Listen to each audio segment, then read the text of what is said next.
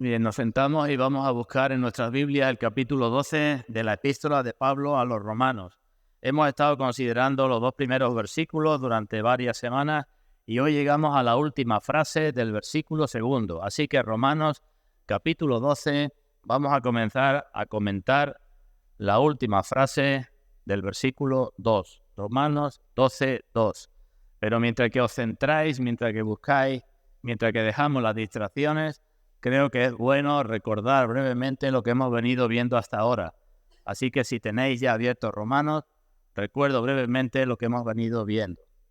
En el versículo primero dijimos que ahí tenemos un poderoso argumento del apóstol para lo que va a decir a continuación. ¿Nos acordamos cuál era el argumento? Es decir, ¿en qué basa el apóstol la exhortación y todo lo que va a pedir a continuación? Y decimos, la base de su petición son las misericordias de Dios. Ahí tenéis en Romanos capítulo 12, versículo 1. Hermanos, os ruego por las misericordias de Dios, es decir, el apóstol quiere que tengamos presente todo lo que es la obra de salvación del Señor en nuestras vidas, lo que fue su obra, lo que sigue siendo actualmente en nuestras vidas, y dice, teniendo eso presente, por esas misericordias, os ruego que hagáis tal cosa.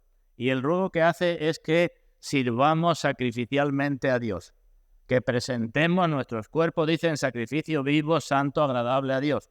Y decíamos, eso solamente lo podemos hacer los creyentes porque los incrédulos ni están vivos, ni pueden hacer un sacrificio agradable, ni son santos. Así que las únicas personas que pueden ofrecer sacrificio vivo, santo y agradable a Dios son aquellos que están vivos, que son santos y que pueden agradar a Dios, porque sin fe es imposible agradar a Dios.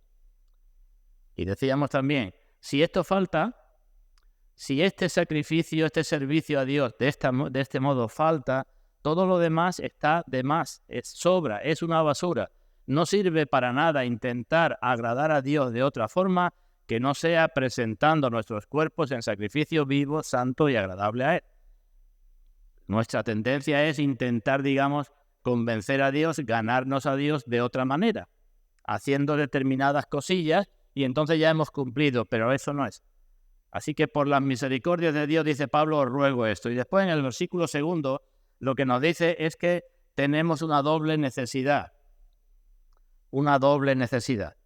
Una necesidad de ir desapegándonos de las cosas del mundo porque nacemos y hemos sido educados según el mundo y según las cosas del mundo y tenemos que ir separándonos de esas cosas, incluso separándonos no solo del mundo, sino también de nuestra propia forma de ver las cosas y de actuar, porque hemos sido enseñados no según la palabra, sino según el mundo, o según nuestros padres, o según nuestros maestros, o quienes fueran.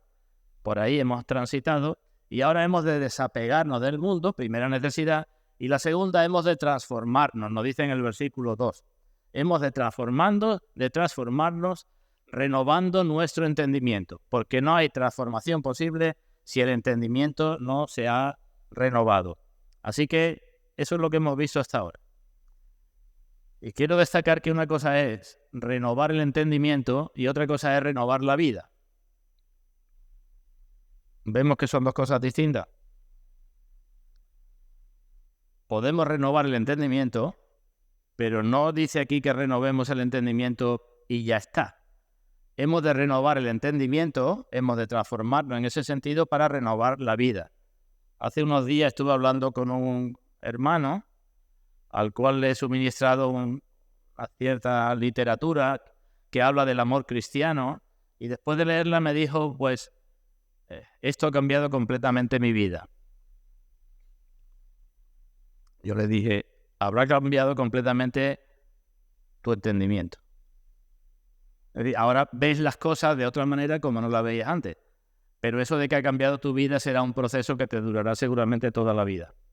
Porque muchos de nosotros, por desgracia en nuestra naturaleza, sabemos más intelectualmente que luego llevamos a la práctica realmente.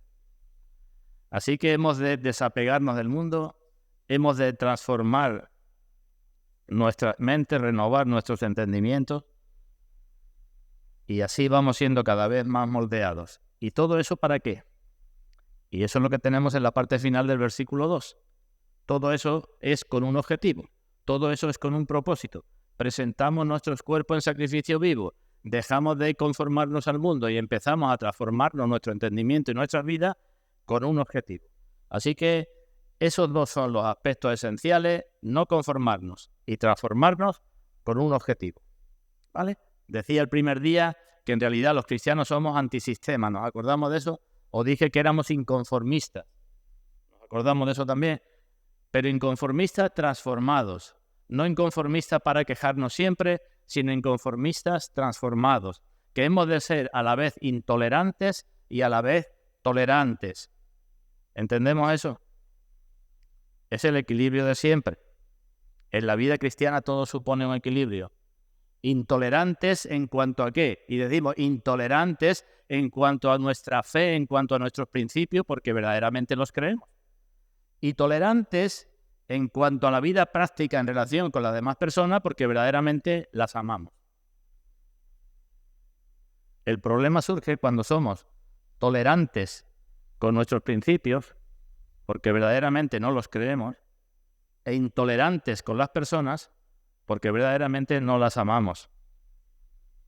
Así que inconformistas, transformados, intolerantes, intransigentes en unas cosas, pero totalmente tolerantes en otras. Así que no conformarnos a este mundo. ¿Por qué? Porque esta no es nuestra patria, buscamos la patria celestial, porque somos extranjeros y peregrinos. No nos conformamos. Vamos siendo cada vez más santos a medida que somos transformados nuestro entendimiento por la palabra del Señor y por la obra del Espíritu. Pues de este objetivo, que aparece al final del versículo 2, vamos a comenzar a hablar en esta mañana. Pero antes, como debemos hacer siempre, vamos a pedir la dirección del Señor y la bendición del Señor, porque todos debemos ser conscientes, al menos yo soy consciente, como dice el Salmo, que si el Señor no edifica la casa, en vano trabajan los que la edifican. En vano trabajamos si intentamos hacer esto por nuestras propias fuerzas. Así que leemos la palabra de Dios y vamos a pedir su bendición. Romanos capítulo 12, versículo 1. Así que, hermanos,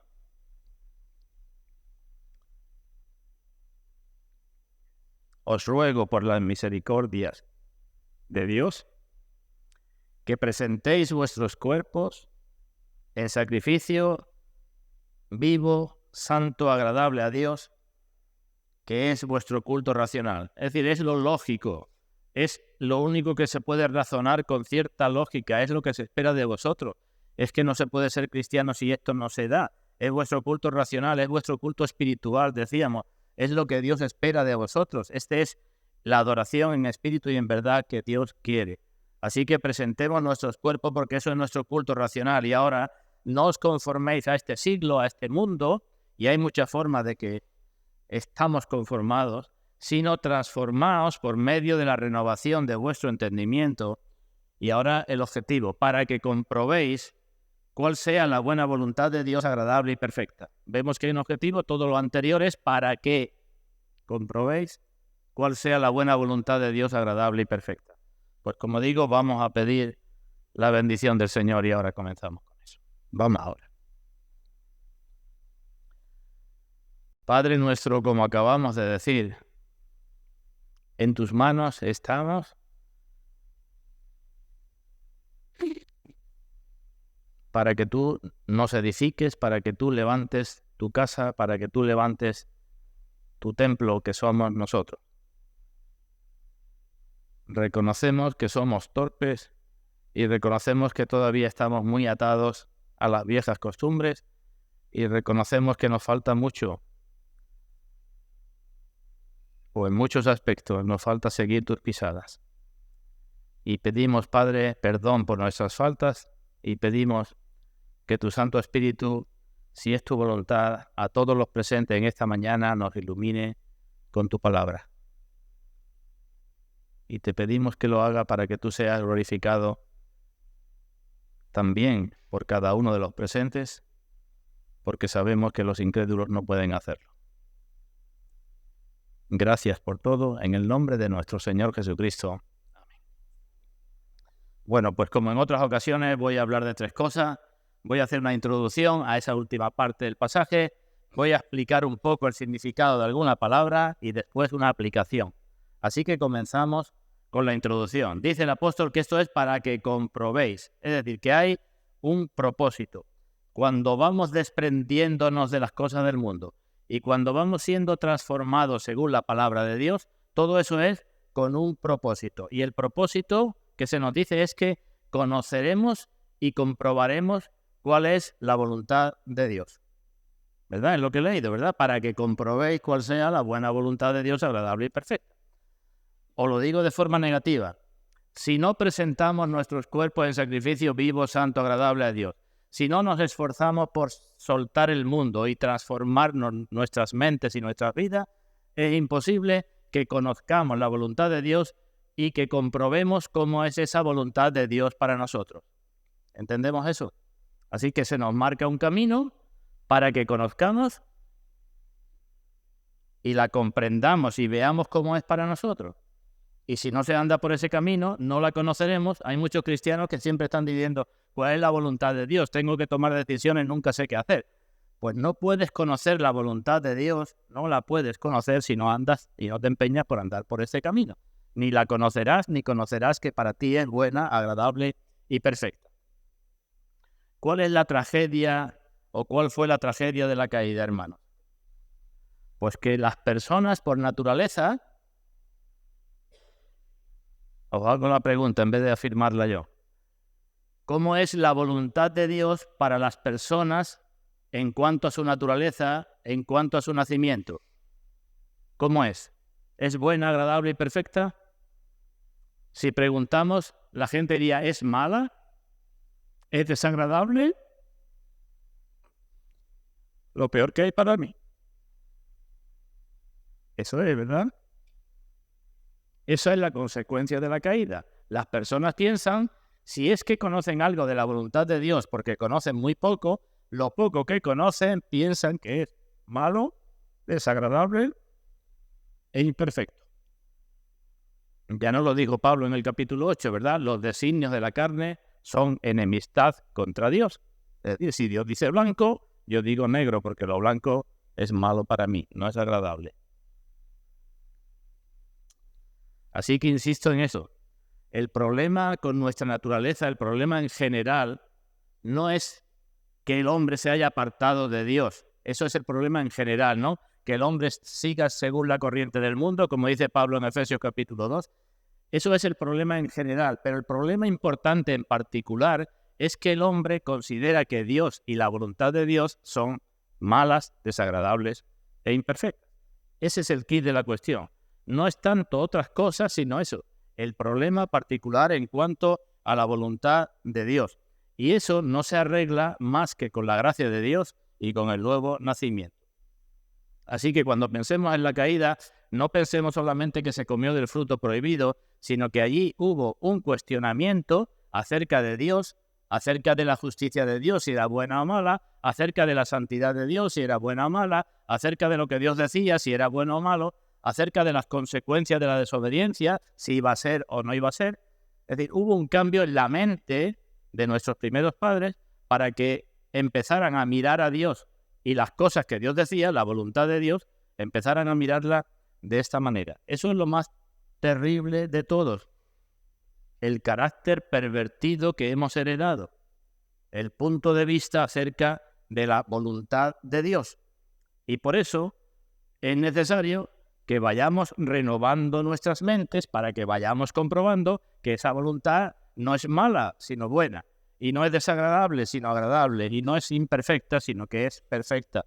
Necesitamos ir llenándonos cada vez más nuestra mente de lo que dice la palabra de Dios y vaciándonos de todas otras cosas que tenemos en la mente que se corresponden con el mundo. Entendemos eso también, ¿no? ¿Cómo puedes llenar un vaso de agua si lo tienes lleno de guisantes? ¿Puedes? Quizás el ejemplo no sea demasiado apropiado porque el agua cabe por medio de los guisantes. Pero ¿cómo puedes llenar un vaso de un sólido, una sustancia sólida, si está lleno de otra? Y decimos, tenemos que empezar a vaciar, ¿verdad? Para ser llenos según el molde de la palabra, tenemos que empezar a vaciar a vaciarnos de otras muchas cosas. Y cuanto más vacíos estemos, más podremos contener del otro, ¿verdad?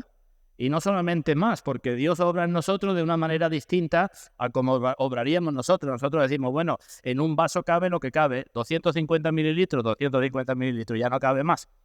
Y nosotros decimos, es que dentro de mí, por mi naturaleza, cabe muy poco de Dios, de las cosas de Dios. Pero Dios no actúa así. Con respecto a Dios somos como un globo. Dios nos llena y Dios nos va haciendo que cada vez seamos capaces de contener cada vez más. Como el estómago cuando se acostumbra a comer cada vez más se hace cada vez más grande, ¿verdad? Así que tenemos que vaciarnos para ser llenos y para ser cada vez más llenos. La renovación que necesitamos implica limpieza. ¿Y cómo podemos ser renovados? Carta a los Filipenses. Hermanos, por lo demás, todo lo que es justo, todo lo que es amable, todo lo que es de buen nombre, todo lo que es de virtud alguna, todo lo que es digno de alabanza, en esto pensad. Dejaros de las cosas del mundo y de tantas cosas como piensa el mundo, porque tenéis que limpiar vuestras mentes. Y alguno puede decir, bueno, es que yo por más que me dedico y leo la palabra y cosas, no se me quedan las cosas del Señor en la mente. Bueno, no se te queda, pero por lo menos estará limpia. ¿Sabéis de aquel niño que iba a traer agua de un río con un canasto de mimbres?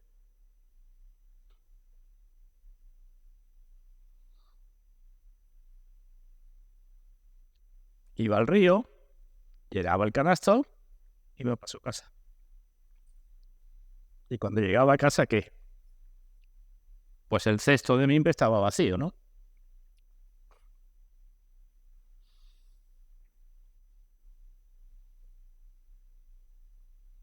Alguien le dijo que estaba haciendo el tonto, porque así no iba a conseguir nada. Y el niño quizás le respondió con mucha más sabiduría. No llevo agua, pero el cesto está limpio.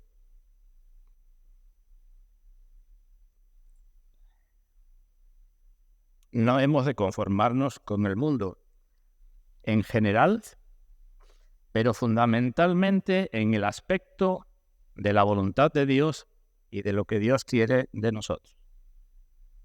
Ya he dicho varias veces que esta es la diferencia fundamental del cristianismo con la moralidad, con cualquier educación, con la filosofía, con lo que sea. Nada de lo que hace el mundo sirve para que la persona cambie su modo de ver a Dios y su modo de ver la voluntad de Dios. Tú podrás convencer a un niño o a un adulto de que es mejor ser bueno que no malo y que es mejor tratar bien a los demás que no tratarlo peor, pero lo que no podrás convencer nunca es esto. Y el cristianismo, la fe cristiana, es lo único que cambia esa concepción de Dios y esa concepción de la voluntad de Dios. Así que la conducta es importante. No digo que el cristianismo no diga que es bueno determinadas cosas. La conducta es importante, pero mucho más importante que lo que hacemos es la renovación interna que necesitamos. Porque cuando somos renovados, pues entonces nuestra conducta indefectiblemente cambiará. ¿Entendemos eso, verdad? Y en resumen, podemos decir qué es lo que hay que cambiar, en qué consiste la renovación. Los psicólogos dicen, tienes que pensar que eres una persona importante y tienes que encontrarte satisfecho o satisfecha contigo mismo, contigo misma. ¿Esa es la renovación? Otros dirán, pórtate bien con los demás y entonces te evitarás problemas. Otros dirán, no te preocupes tanto por las críticas de los demás o por la censura de los demás. Y otros dirán, sé buen marido, sé buen padre, buen trabajador, buen ciudadano. Eso también está incluido en el cristianismo. Pero nuestra preocupación fundamental, evidentemente, no tiene que ser lo que la gente diga o piense o haga con nosotros, sino lo que nosotros pensamos en cuanto a Dios, en cuanto a la voluntad de Dios, lo que hacemos con esa voluntad y lo que Dios piensa de lo que estamos haciendo nosotros. Esa es nuestra preocupación fundamental. Esa es la que tiene que ser.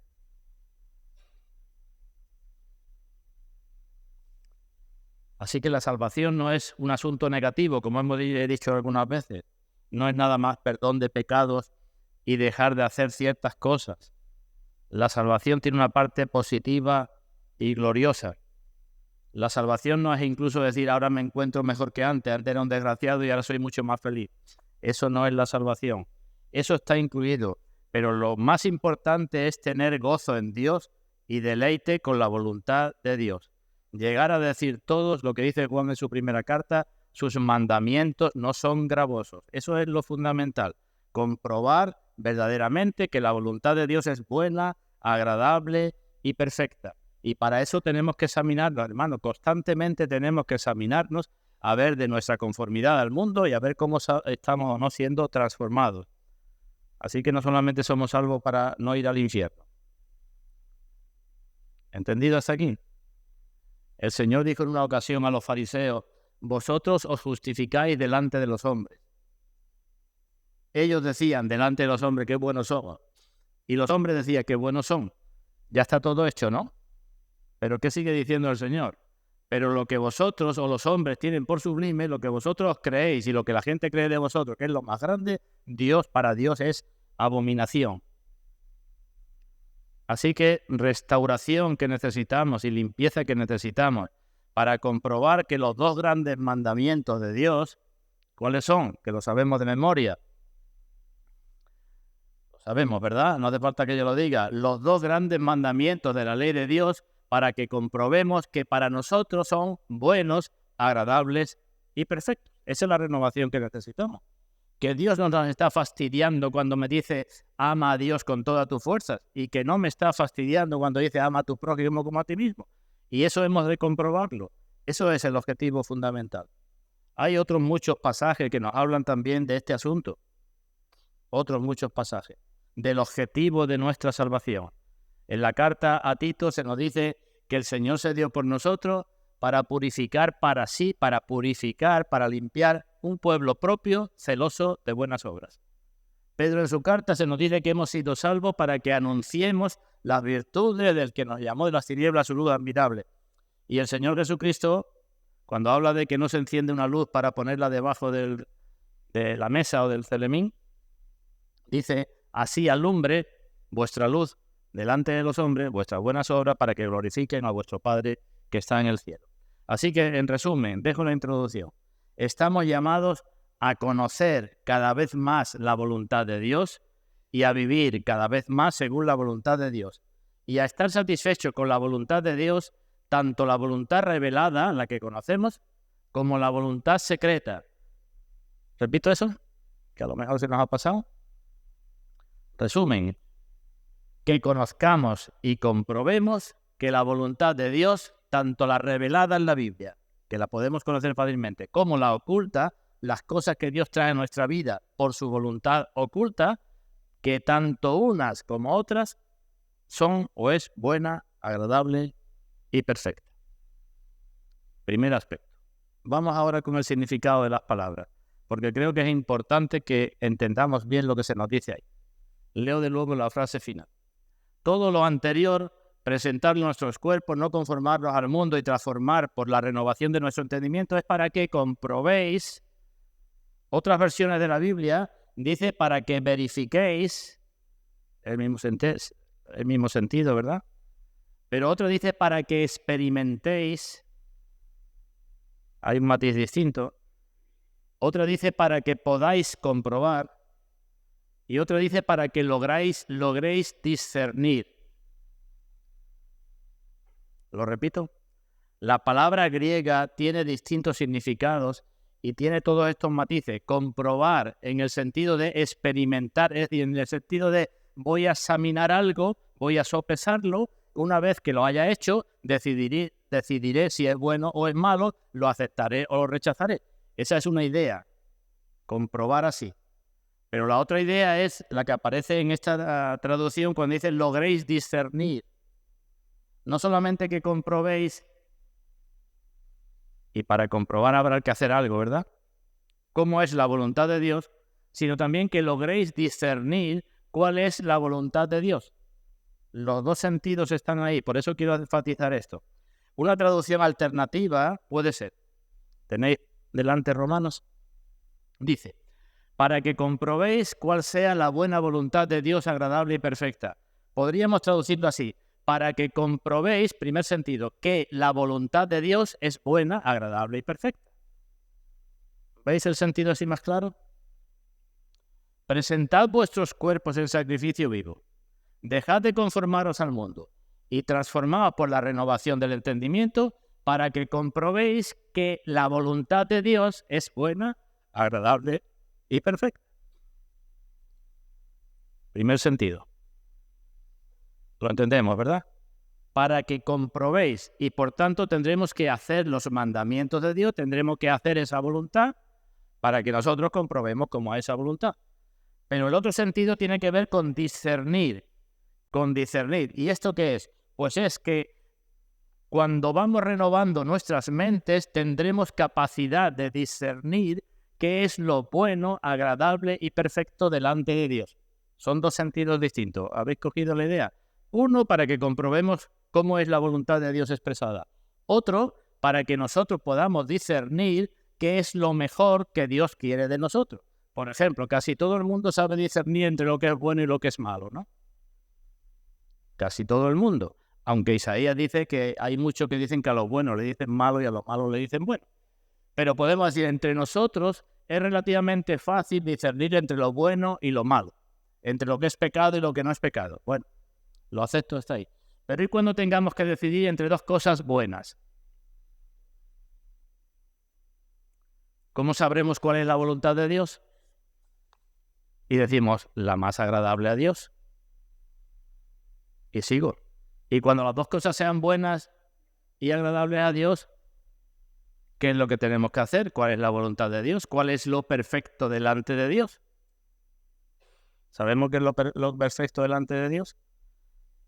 Os lo digo brevemente, tiene que ver con los dos mandamientos que he dicho antes. Lo que más glorifica a Dios y lo que sea mejor para el prójimo. Necesitamos esa capacidad de discernimiento, dejando de lado todas nuestras conveniencias y nuestros intereses. Por una parte, vamos comprobando que la voluntad de Dios, que lo que Dios nos dice, lo que Dios nos ordena, lo que Dios amenaza, eso es bueno, agradable y perfecto. Vamos por ese camino. Y por otra parte, al ir por ese camino, iremos sabiendo cada vez más, conociendo cada vez más cuál es la voluntad de Dios, en muchos casos en donde esa voluntad no está revelada. Iremos conociendo lo que es bueno, agradable y perfecto delante de Dios. No solamente lo que es bueno, eso relativamente se sabe, sino lo que es más agradable, lo que es más perfecto. Ese es el camino por el que tenemos que andar y no hay atajo. Si vamos renovando nuestro entendimiento, tendremos que empezar a obedecer la voluntad de Dios que conocemos, ¿no? Eso es lo primero. Esa voluntad de Dios que conocemos, para nosotros, ¿qué es?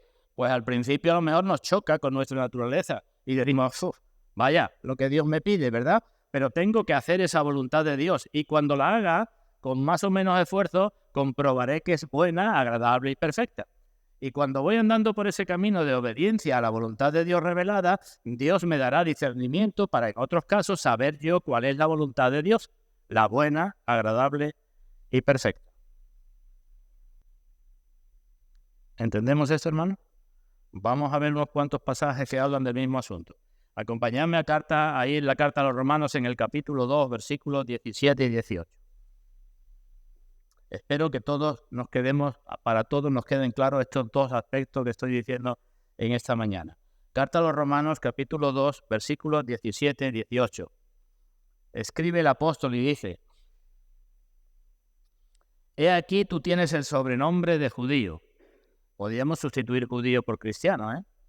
Y te apoyas en la ley. Y te glorías en Dios. Y conoces su voluntad. E instruido por la ley, apruebas lo mejor. ¿Veis lo que está diciendo? Tú conoces la ley, conoces la voluntad, tú dices que eso está bien, pero después que sigue el apóstol escribiendo, no lo voy a leer, pero después empieza a decir, pues, ¿por qué no empieza a poner en práctica eso que conoce? Ya conoce la voluntad de Dios, ya dice que esa voluntad es la mejor. Y después dice, ¿y tú que dices que no hay que mentir, mientes? ¿Y tú que haces tal cosa, tú que enseñas a otro, tú no te enseñas a ti mismo? Eso es lo que se nos está diciendo también aquí en capítulo 12. ¿Comprendido? Conocemos para hacer, para comprobar que es bueno y después seguimos. En otra cita, Efesios capítulo 5, Efesios capítulo 5, versículo 8. podemos leer que se nos dice: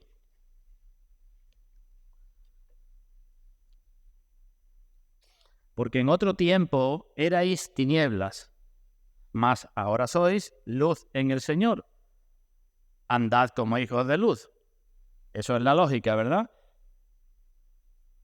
Y ahora versículo 10, bueno, leo el 9 también. Porque el fruto del Espíritu es en toda bondad, justicia y verdad, comprobando lo que es agradable al Señor. ¿Veis la misma idea que en Romanos? Ya no sois tinieblas, sois luz.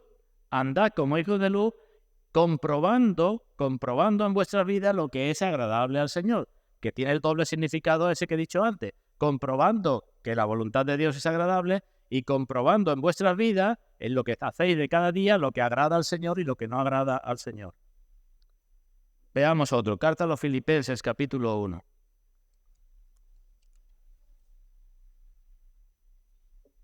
Filipenses, capítulo 1, versículo 9.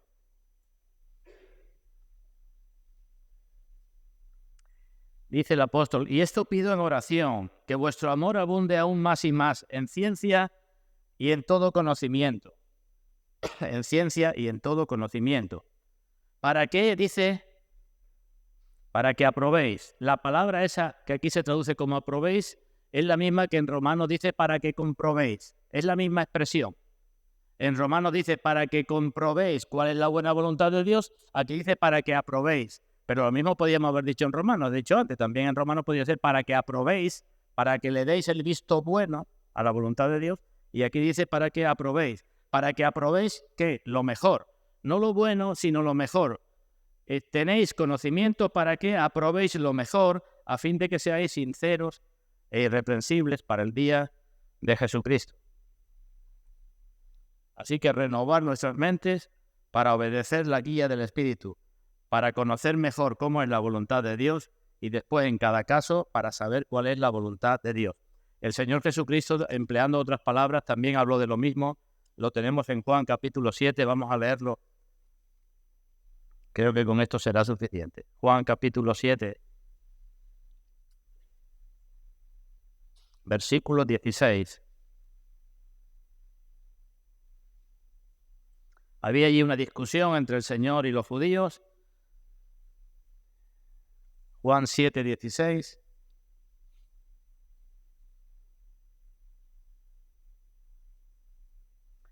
Jesús le respondió y dijo: mi doctrina no es mía, sino de aquel que me envió. El que quiera hacer la voluntad de Dios, conocerá si la doctrina es de Dios o si yo hablo por mi propia cuenta. ¿Entendemos eso bien? Al Señor le estaban diciendo: tú hablas por ti mismo, ¿tú qué autoridad tienes? Y el Señor dice: mi doctrina no es mía, sino de aquel que me envió. Y si alguno quiere conocer la voluntad de Dios, o mejor, quiere hacer la voluntad de Dios, si alguno quiere hacer la voluntad de Dios, conocerá si la doctrina que yo estoy diciendo es mía o no es mía. Es decir, el Señor está diciendo: yo os estoy explicando estas cosas. Vosotros decís que queréis hacer la voluntad de Dios, comenzar a hacer lo que os estoy diciendo. Y entonces comprobaréis que la doctrina que yo traigo no es mía, que eso es la voluntad de Dios. ¿Entendemos esto, hermano? Pues este camino que nos marca en Romanos 12, 1 y 2, es el camino que tenemos que andar para que luego todos los demás mandamientos que aparecen en el capítulo pues no nos sean gravosos. Presentamos nuestros cuerpos en sacrificio vivo. Vamos desapegándonos del mundo. Vamos renovando nuestras mentes. Vamos obedeciendo la voluntad de Dios. Vamos comprobando cómo es la voluntad de Dios. Vamos aprendiendo a saber cuál es la voluntad de Dios. Y entonces es relativamente fácil, lo que nos dice a partir del versículo 9, 10 o por ahí, no ser perezosos, ser fervientes en espíritu, servir al Señor, tener gozo en la esperanza, ser sufridos en la tribulación, compartir por las necesidades de los santos, practicar la hospitalidad. Todos esos mandamientos que pueden costar más o menos trabajo son más fáciles si vamos andando por este camino. ¿Entendemos, verdad? Pues bien, no voy a continuar examinando las demás palabras que ahí aparecen porque sería alargarme demasiado. Lo que significa buena, agradable y perfecta. Pero sí quiero hacer un pequeño resumen. Hermanos, tenemos que andar por un camino de renovación completa. un camino de renovación completa. Hemos de meternos en nuestras mentes que ser cristianos no es cumplir con ciertas cosas el domingo y ya está. Ser cristiano es completamente distinto, es una vida en santidad que se espera de nosotros y de sacrificio a Dios las 24 horas del día, todos los días de la semana y todas las semanas y los meses del año. Eso es lo que se espera de nosotros, no un ratito de vez en cuando. Estemos trabajando, estemos en casa, estemos en la calle, estemos donde estemos. Hemos de ser transformados y debemos serlo porque como cristianos decimos que ya vemos a Dios de otra manera como la veíamos antes y ya vemos la voluntad de Dios de otra manera como la veíamos antes. La voluntad de Dios es para fastidiarnos, os pregunto. No es para fastidiarnos, es para molestarnos. No es para molestarnos. No podemos decir como aquellos que dice Malaquías en su libro, que cuando escuchaban la palabra de Dios decía, oh, qué fastidio es esto. ¿Recordamos? Traéis el cojo, la oveja coja y la que está enferma es la que me traéis. ¿Le traeríais esto a vuestro príncipe? Dice Dios. Y cuando el profeta sigue diciendo cosas de la voluntad de Dios, el pueblo dice, qué fastidio es esto. Y eso parece ser la impresión de muchos cristianos frente a la voluntad de Dios. Qué fastidio es la voluntad de Dios. Pero es que no es un fastidio, es bueno y debemos de hacerlo. Porque ya pensamos de otra manera. Y cuando lo hacemos la voluntad, pues sacaremos fuerza y conoceremos cuál es esa voluntad. Lo digo de otra manera. Como cristianos no podemos intentar llegar hasta el límite del pecado. Es que es una mentalidad equivocada. El pecado está aquí, bueno, entonces a ver si me arrimo allí todo lo que pueda. ¿Por qué no hemos de pensar todo lo contrario? Es que tengo que huir de ahí todo lo que pueda e intentar acercarme todo lo que pueda a la santidad. Porque está escrito, sed santos porque yo soy santo. Eso en todos los aspectos de nuestra vida, en todos los mandamientos, hermanos. Iremos comprobando lo que es la voluntad de Dios. Lutero escribió al respecto lo siguiente. Este hombre decía, en el momento en que los cristianos son conducidos, la voluntad de Dios para con ellos parece ser rígida y desagradable y francamente desesperante. Cuando Dios empieza a decir este es el camino, esa voluntad, aunque no la digamos así, como este hombre escribió, pero decimos, vaya qué fastidio. Pero sigue diciendo, pero cuando se entregan a esa conducción con humilde resignación y soportan con fe aún las pruebas más severas, cuando se entregan a la conducción, a la obediencia a Dios, que es lo mismo, y aceptan las pruebas en su vida con fe, entonces y solo entonces llegan a comprender todo lo buena que era esa voluntad. Si no andamos por ese camino no podremos comprobar. Y este hombre ponía los ejemplos de Abraham y de la misma Virgen María. Y decía, ¿cómo fue la voluntad de Dios para Abraham cuando le dijo, sal de tu tierra y de tu parentela y vete sin saber a dónde vas? ¿Y cómo fue la voluntad de Dios para Abraham cuando le dijo, sacrifica a tu hijo? ¿Y cómo fue la voluntad de Dios para María cuando le dijo, vas a tener un hijo? ¿Qué hicieron? Tuvieron que hacer la voluntad de Dios para luego comprobar que esa voluntad era buena, agradable y perfecta. Aunque en principio para ellos era tremenda. ¿Entendemos lo que se nos está diciendo? Voy a una aplicación final. Una aplicación final. Quiero introducir, la aplicación va a ser para un tema muy concreto nada más. Podríamos desarrollar mucho, pero en vez de desarrollar muchos, quiero centrarme en uno solo. Pero antes de la aplicación quiero que pensemos un momento en el Señor Jesucristo. ¿Cómo entró el Señor Jesucristo en el mundo? Carta a los Hebreos y un salmo creo que es el 40. Sacrificio y ofrendas no te agradaron. He aquí, me preparaste cuerpo. Vengo ¿a qué? A hacer tu voluntad. Porque tu ley está en medio de mi corazón, ¿verdad? Vengo a hacer tu voluntad. Es decir, el Señor Jesucristo entra en el mundo diciendo que vengo a hacer tu voluntad. ¿Y cuando estuvo en el mundo? Durante toda su vida. ¿Qué hizo? Mi comida y mi bebida es que haga la voluntad del que me envió. Así que entra en el mundo haciendo la voluntad y para hacer la voluntad.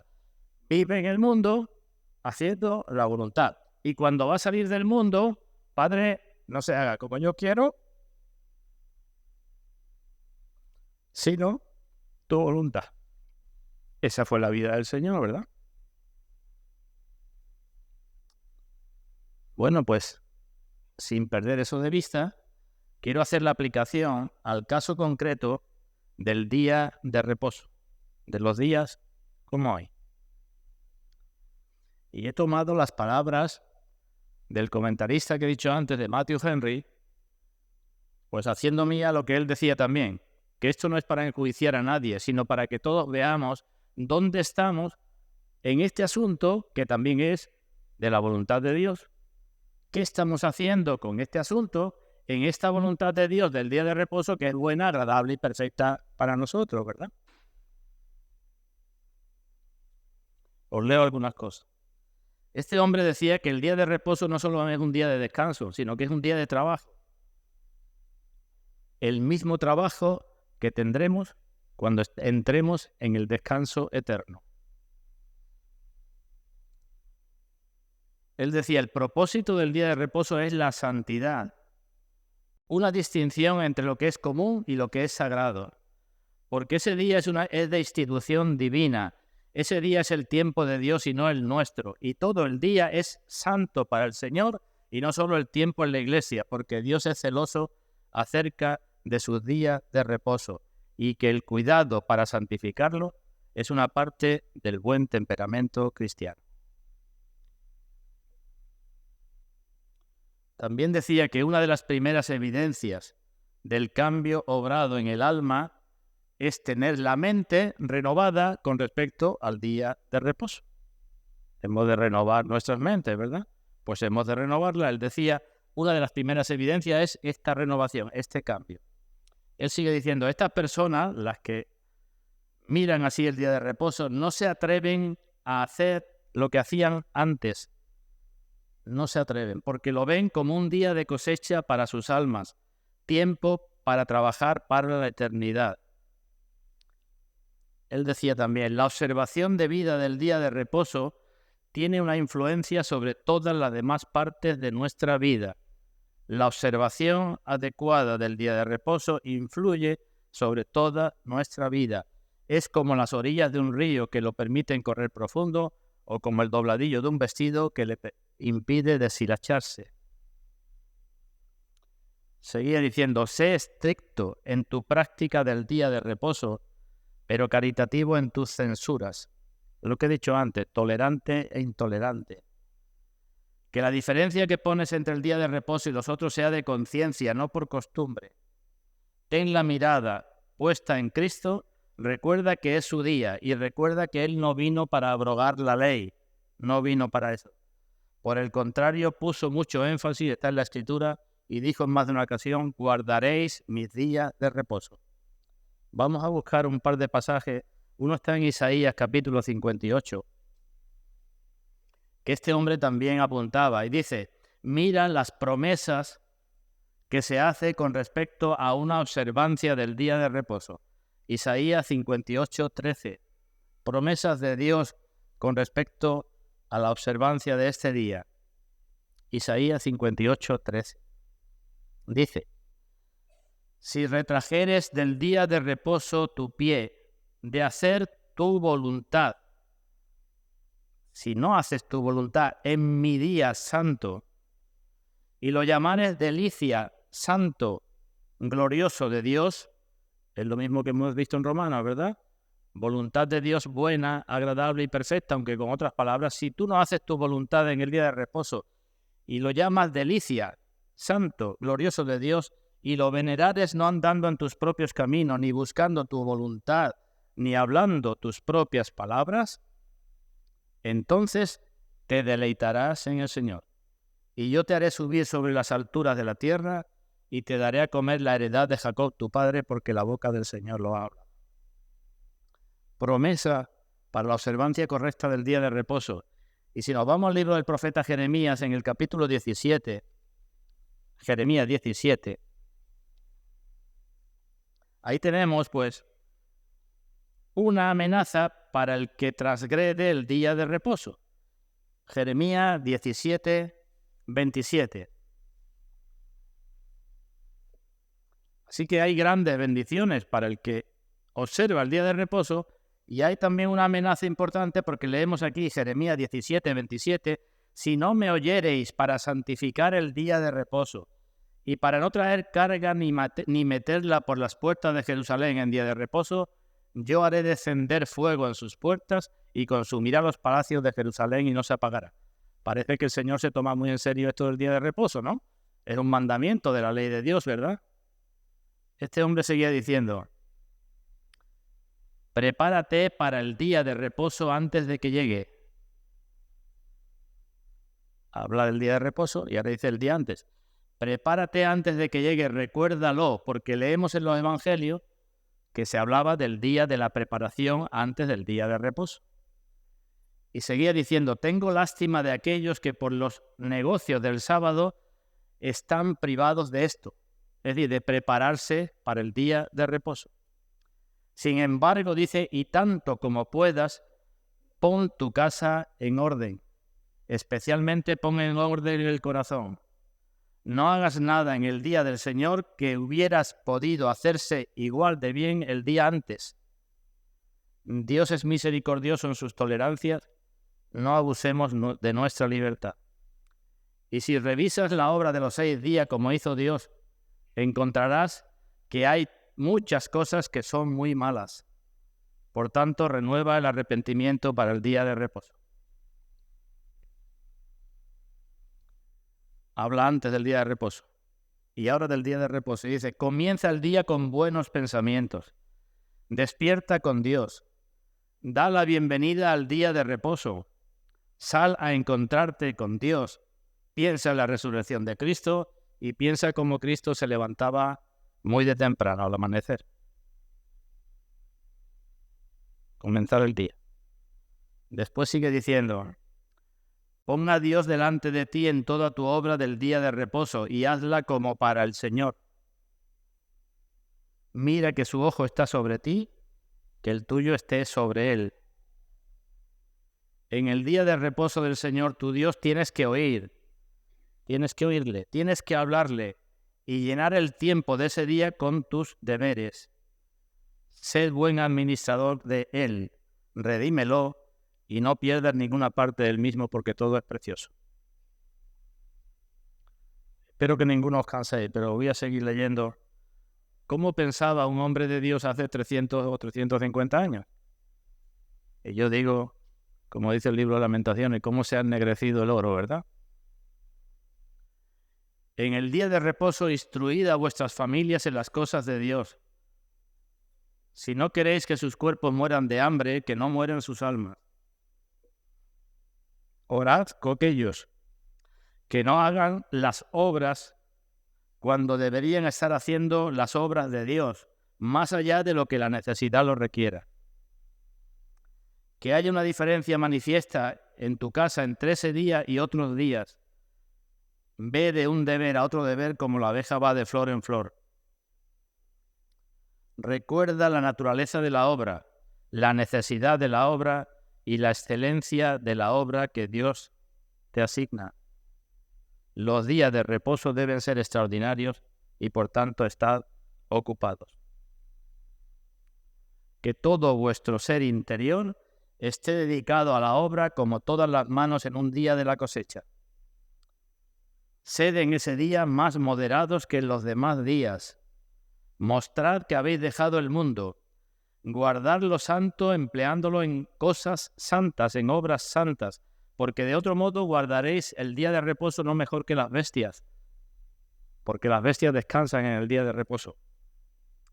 La obra santa, el cristiano tiene que hacerla cada día, pero en el día de reposo esa es la obra de todo el día. Sigue diciendo, haz de una clase santa las acciones comunes de ese día, las cosas normales de ese día. Alimenta el cuerpo para que esté preparado para servir al alma. Ten cuidado de no incapacitarlo y come y bebe como el que tiene que orar de nuevo.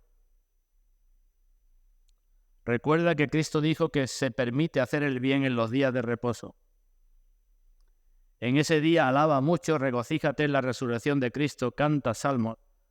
Cada día de reposo piensa mucho en el cielo, porque eso es lo que se hará en la Asamblea General en el cielo.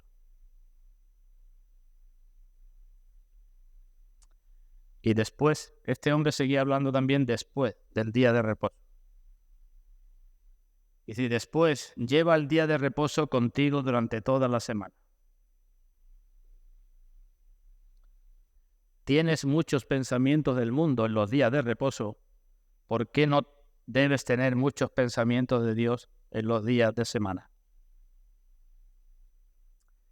Decía, me pregunto, ¿qué pensamientos tienen de Dios y de sus almas y del otro mundo aquellos que no prestan atención a la predicación, a la oración y que escatiman invertir un día de la semana en ejercicios santos?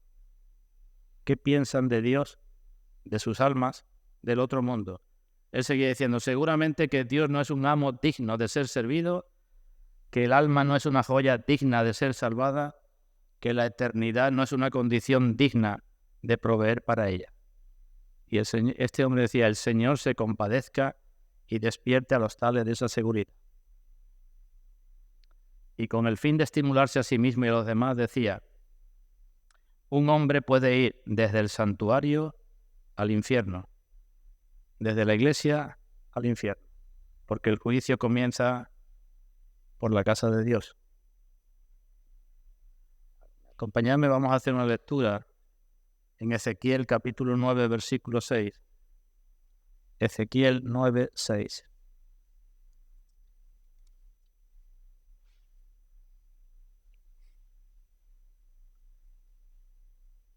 El Señor estaba amenazando a su pueblo y la gloria del Dios de Israel ya se estaba apartando del pueblo y dijo que iba a traer a personas para castigar al pueblo.